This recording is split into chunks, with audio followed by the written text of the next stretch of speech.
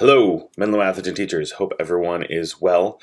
We're on week 2 of our uh, hiatus, and some of you have tried Zoom and have reported back some issues, and some of you have tried Zoom successfully and want to do it more effectively, and some of you haven't tried it yet. So I'm trying to cover all bases in this video and in this Zoom checklist that I have right here. What I recommend is you make a copy and any little setting or any little preference that you don't like or that you think is too secure, by all means, go ahead and get rid of.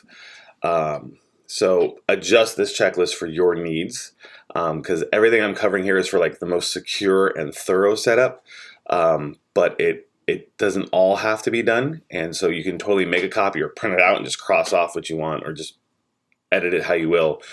But I'm going to walk you through all of this. It shouldn't take too long, even though the document seems really long. It's just very, very thorough.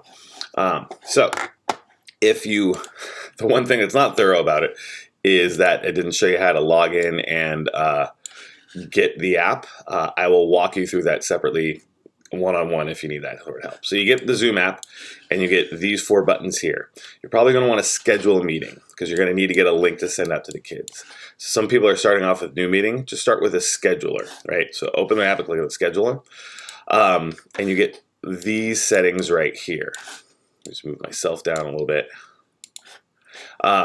So definitely title it very specifically. So I'm going to schedule a meeting for today with Tech Help. So Tech Help office hours drop-in.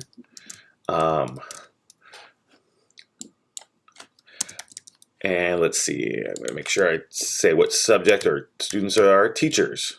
Tech Help office hours. I'm setting that for today at 1:30 p.m. all the way till 3 p.m. All right. Then go ahead and just generate the ID. Don't bother with the password. The kids can forward the link to each other. They can forward the password to one another. So don't bother with that. The video, I'm going to want my video on. You should too. The kids, the whole point of the Zoom is that they see your face. They're reassured in their curriculum. And the participants, I actually want them to have their video on. That way when they check in and I'm recording it, I have a face to whatever name they're providing, whether it's the student ID or whatever that is. Audio, go ahead and computer and audio. Calendar, if you want, set up to your calendar. This will be one way. And then advanced options. I highly recommend setting up all of these advanced options. Enable the waiting room. This means the kids don't jump into the meeting. They sit in limbo until you allow them to join. It's going to be a little bit at the beginning when you have like 10 kids to allow in. But once the meeting gets going, it's nice because then a kid just doesn't just drop in and interrupt everything. But hey, everyone, what's up? When you're in the mid-sentence. They can sit there in the waiting room before you're there, and then make sure you mute them on entry. Again, this is so they just don't jump in and just start talking while you're in mid-sentence. And then you could also hit automatically record meeting. I highly recommend that you're recording every meeting with the students just in case there's some tomfoolery. So then I'm going to hit schedule, right? That wants to take me to Google. So I'm just allowing Zoom to go to my Google Calendar, and it has made an event. The link for the meeting is right here in the Google Calendar. You guys can see that where I'm highlighting, and I can copy and paste that. I can email this, I can put it in Canvas, I can put it in whatever place you want. So I just took you through right to here, okay? If you didn't get the link from your calendar, once I've scheduled the meeting, it's also up here up top under meetings, and I can click here. If I wanted to see that link again, I'm going to hit show meeting invitation, and that link again is right here, or you can copy the invitation and paste that. Every teacher is going to invite students differently. You can do it through Canvas email, you can do it through a Canvas announcement, you can do it through the calendar, the Canvas calendar. However you're normally communicating in your class, you're going to use this link with that. All right. The other thing you want to do is in that communication, you want to develop some norms, right? Make sure you're dressed appropriately. Check your background. Please, when you're writing or chatting or discussing stuff, please note that you're still in a school setting and please use academic language. All those norms that you want to use for your classroom, make sure you're reminding them what to do here. Just remind them that you're in a school classroom when you're doing a Zoom. I would also give them a 12-hour or 24-hour notice. Just a heads up, hey, we're doing this Zoom here. And then on not in this is also a way or another reminder for students to that you're going to have several Zooms probably. Like this is not a required Zoom. I'll have several options for you and that you'll also be recording it for those that can't make it. One more thing here. Students can phone in with a phone number in the invitation. If they have a bad internet connection, they can be using their phone and just hear the audio. So to keep in mind, some students might be audio only because that's all their internet can give them. All right, before the Zoom, get your slides and materials ready. Make sure you have every tab open that needs to be open. PowerPoints, you don't want to be opening up and fumbling with stuff while you're doing your Zoom, right?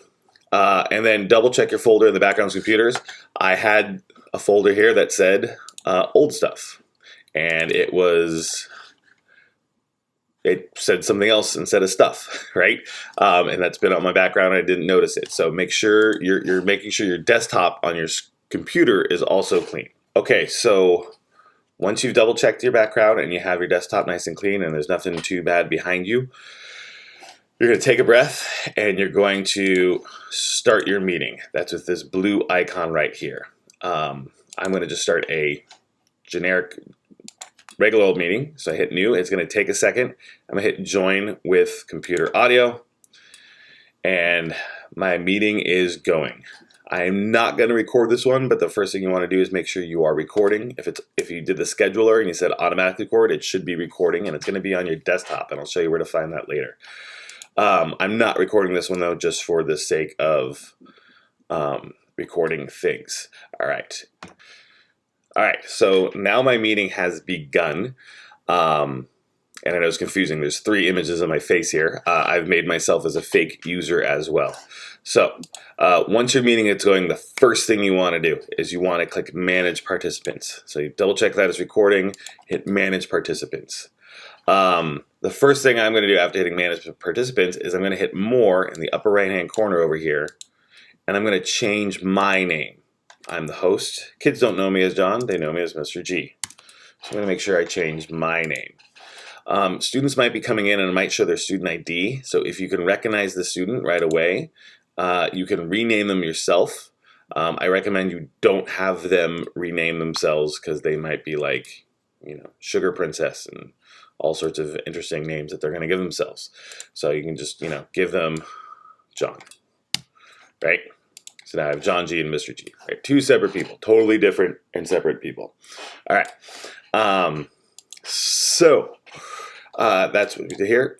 In this window, there's a lot underneath the More button with a lot of options, and I recommend doing that. So More will be right here. I'm going to move that over so you can see it a little bit better. More is going to be right here. And I recommend muting participants on entry, right? That way, when they chime in, they're not going to see them. That might be already muted. And I'm going to uncheck, allow them to unmute themselves. Don't you wish you can do that in real life? The kids will be permanently silent in this environment for as long as you want them to, until you unmute them, right? Other options in this More thing are play, enter, and exit chime. I like that, especially if you're doing a drop-in office hours. Lets you know that there's someone new coming in. And usually the chime happens before you see them on their list, which is nice. And if they are coming in, I like to announce them or greet them and be like, hi, whoever. I'm not going to allow them to rename themselves. I could lock out the meeting if I wanted to. And then right here, a student can raise their hands, and I'll show you what that looks like in a second. And I can just lower all the hands if everyone's asking a question. All right. The other thing you're going to want to monitor is down here under Chat. Under Chat, you're going to want to set up a few things as well. I personally like the chat. I think it's like a parking lot for kids to ask questions that don't need urgently to be responded to. So I like to have an everyone publicly hosted chat. Don't allow them to chat to one another, right? That's like the equivalent of them passing notes. And so I do that, and then you'll see a chat right here. So I've activated chat, and I've activated the participants. All right, so now on this checklist, I've taken you through all the way down to here. The one more thing you want to do before your meeting officially begins is you're going to want to start the screen or share your screen, especially if you have a slideshow ready. And so now in my share screen options, this is highlighted, and now this is what the students are seeing, and I have a completely different look. It's moved all those bars that I saw at the bottom, they're now at the top. Everything is still there. I have this annotate feature, which I can actually highlight and do a few things to the feature right there. And I can still do all my other options here. When I'm done sharing, if I want to go back to my face, I'm going to hit stop share. One more thing with the sharing screen option, if you have a dot cam already set up, if I click share screen, I could, under advanced, hit content from a second camera. That would be like a dot camera or another web camera. Or I can actually use a tablet to do some drafting as well. But I'm just going to go ahead and keep my face up here. One other thing with share screen, actually I'll go back to sharing screen. You could just do a basic whiteboard. That's all I wanted to say. All right. Now, double check that you're recording, and now you're ready to Zoom. Again, with the Zoom, I would remind them of the norms. Maybe even put that in your slides, okay? Just remind them that this is a classroom again and all that stuff. Now, as the meeting's going on and stuff is happening, students might be popping in. Some are going to come in late for whatever reason. Please be forgiving about that. And kids are also going to be raising their hands, asking questions in the chat. So while you're lecturing here, you have this row right over here to kind of glance over every once in a while. Maybe in your slides, put in a check with the chat or check with students, okay? Here's a few things that can happen during the meeting. On my phone or my laptop or whatever, I can enable, or I can activate my hand. So I can raise my hand right here. Right? If I'm in a thumbnail, notice I have the hand right there. Also in my list, it's blue. If I had a bunch of students, I would pop to the top of the list. Okay? That way I know there's a student asking a question or ready for a question. I can then unmute them when I am ready, and then I can ask my question, tell them thank you, and then I can lower their hand. I can lower the hand without unmuting them too. If I say, I'll answer all the questions later, lower the hand. Boom. So that is how a student would answer their hands. Another thing on here is a reaction feature. So as you are teaching, encourage body language. Most of them will be muted. Encourage them to nod. Encourage them thumbs up. Okay. Happy face, wave, right? Students can also do virtual thumbs up. So in my icon up at the top, I can give a thumbs up like that. I understand. I can also give a applause like that. Hello, right? Yay! If someone volunteered to share something, right? You can give them an applause, a silent applause, which is nice. Okay, I'm gonna put that back down here. Hopefully it's not, oops, I hid my video. All right, so other things you can do to the participants is if John G is being trouble for whatever reason, I could force him or ask him to say, hey, could you start your video? I need to see your face. And if he doesn't, you can say, hey, John G, if you don't start your video, I'm going to boot you out of class, right? It doesn't have to get that extreme that quick. It could lead to removing them, or I could send them to the waiting room, right? So I have several options that I can do. As the meeting is going on, there's a chat you want to keep glancing over. Hopefully, students are writing in nice academic language.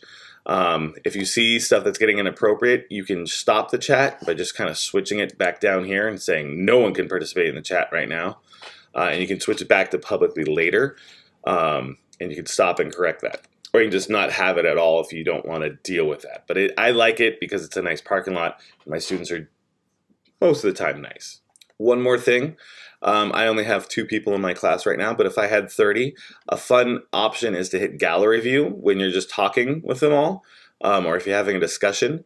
If you hit gallery view, you're going to see every single student here. And so it gets really fun because you see 30 talking heads at you. And this is really nice for you, the teacher, because you can actually see every single face looking at you. You can get reminiscent and miss them and say hi and I enjoy seeing you and all that stuff.